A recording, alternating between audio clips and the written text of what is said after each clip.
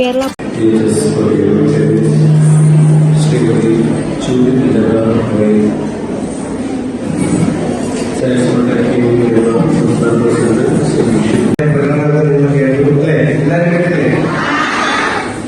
തീർച്ചയായിട്ടും നിങ്ങളുടെ ഈ ഒരു സ്കൂളിന് ഇന്ന് ഇങ്ങനെ ഒരു ആർട്സ് ഡേയില് ഇത്രയും പ്രഗത്ഭനായ ഒരു കലാകാരനെ കിട്ടുക എന്നുള്ളത് സത്യത്തിൽ നിങ്ങളുടെ ഭാഗ്യമായിട്ടാണ് ഞാൻ കരുതുന്നത്. നമസ്കാരം, ന്യൂസ് കേരളം 24ലേക്ക് സ്വാഗതം.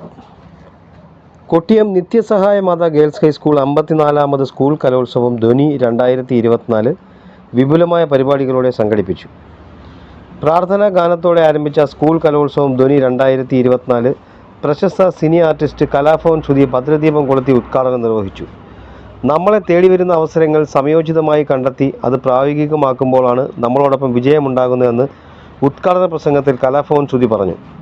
കൊട്ടിയം നിത്യസഹായ മാതാ ഗേൾസ് ഹൈസ്കൂൾ പ്രഥമാധ്യാപിക വൈ ജൂഡിറ്റ് ലത സ്വാഗതം പറഞ്ഞ ചടങ്ങിൽ ചൈൽഡ് പ്രൊട്ടക്ട് ടീം കേരള സംസ്ഥാന പ്രസിഡന്റ് ഷിബു റാവുത്തർ, സ്കൂൾ അധ്യാപകൻ ജി ജെഫ്രി എന്നിവർ ആശംസാ പ്രസംഗം നടത്തി.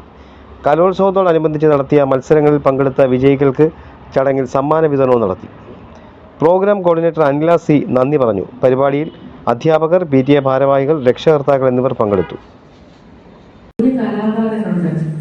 കുറച്ച് കുട്ടികൾക്കെങ്കിലും അതിനെക്കുറിച്ച് അറിയാം. അബർഭാവ് എന്നൊരു കുട്ടി മലയാളിയാണ്, അറിയാമോ? നിൽക്കുന്ന ഒരു വ്യക്തിത്വമാണ്.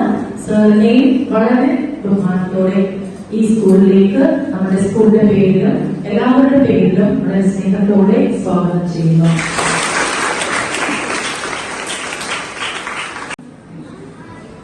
ഹിന്ദിയില് ഫസ്റ്റ് പ്രൈസ് കിട്ടി ഷെയർ ചെയ്ത ഫസ്റ്റ് പൊസിഷൻ ഷെയർ ചെയ്ത ഒരു കുട്ടിയാണ്. 7 വയസ്സുള്ള ഒരു കുട്ടി.